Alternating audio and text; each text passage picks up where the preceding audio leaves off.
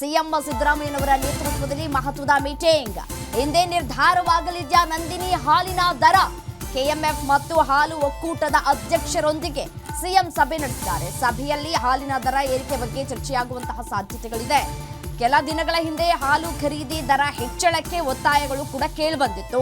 ಮೇವು, ಪಶು ಆಹಾರ, ಕೂಲಿ ಸೇರಿ ಎಲ್ಲದರ ಖರ್ಚು ಹೆಚ್ಚಳ ಆಗ್ಬಿಟ್ಟಿದೆ. ಹೀಗಾಗಿ 5 ರೂಪಾಯಿ ಬೆಲೆ ಏರಿಕೆ ಮಾಡುವಂತೆ ಸಚಿವರ ಮೇಲೆ ಒತ್ತಡವನ್ನ ಹೇರಲಾಗ್ತಾ ಇದೆ. ದರ ಪರಿಷ್ಕರಣೆಗೆ ಸಿಎಂ ಅನುಮತಿಗಾಗಿ ಕಾಯ್ತಾ ಇದ್ದಾರೆ ಕೆಎಂಎಫ್ನವರು.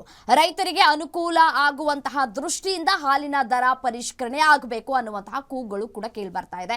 ರೈತರು 10 ರೂಪಾಯಿ ದರ ಏರಿಕೆ ಮಾಡಿ ಅಂತ ಹೇಳಿ ಮನವಿ ಮಾಡ್ಕೊಳ್ತಾ ಇದ್ದಾರೆ. ಆದರೆ ಕೆಎಂಎಫ್ನವರು 5 ರೂಪಾಯಿ ದರ ಏರಿಕೆ ಮಾಡಿ ಅಂತ ಹೇಳಿ ಮನವಿಯನ್ನ ಮಾಡ್ಕೊಳ್ತಾ ಇದ್ದಾರೆ. ಅಧಿವೇಶನ ಮುಗಿದ ನಂತರ ಹಾಲಿನ ದರ ಏರಿಕೆಯಾಗುವಂತಹ ಸಾಧ್ಯತೆಗಳು ಕೂಡ ಇದೆ ಅನ್ನುವಂತಹ ಮಾತುಗಳು ಕೂಡ ಕೇಳಿ ಬರ್ತಾ ಇತ್ತು. ಇವತ್ತು ಸಿಎಂ ಸಿದ್ದರಾಮಯ್ಯನವರ ಜೊತೆ ಸಭೆ ಇದೆ.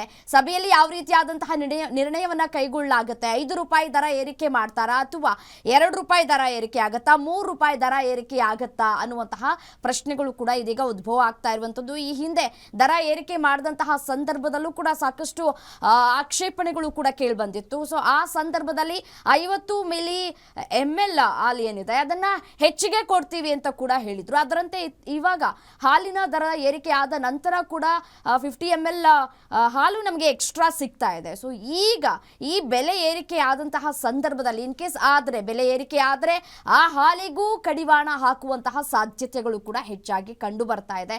ಎಲ್ಲದರ ದರ ಏರಿಕೆ ಆಗ್ತಾ ಇದೆ. ಸೊ ಹಾಗಾಗಿ ಹಾಲಿನ ದರ ಏರಿಕೆ ಮಾಡಿ ಬೇರೆ ರಾಜ್ಯಗಳಿಗೆ ಹೋಲಿಕೆ ಮಾಡಿಕೊಂಡ್ರೆ ನಮ್ಮ ರಾಜ್ಯದಲ್ಲಿ ಹಾಲಿನ ದರ ಕಡಿಮೆ ಇದೆ. ಸೊ ಹಾಗಾಗಿ ಹಾಲಿನ ದರ ಹೆಚ್ಚಳ ಮಾಡಬೇಕು ಅನ್ನೋದು ಕೆಎಂಎಫ್ನ ಆಗ್ರಹ ಆಗಿದೆ.